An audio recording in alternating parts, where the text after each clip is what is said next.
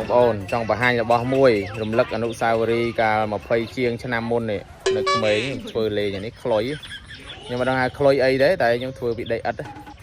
នឹងខ្លុយតាជៀនឬខ្លុយតាអីខ្ញុំមកស្គាល់ទេតែនេះខ្ញុំធ្វើពីដីឥដ្ឋតែមើលផ្លុំលឺហ៎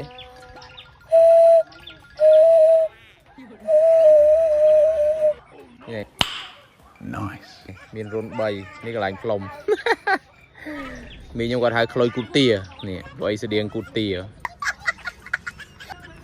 ហើយមានរបស់របរផ្សេងទៀតដូចជាឡានអាត្រាក់ទ័រអីគោអីអញ្ចឹងអាហ្នឹងរំលឹកអនុស្សាវរីយ៍ធ្វើឲ្យកូនលេង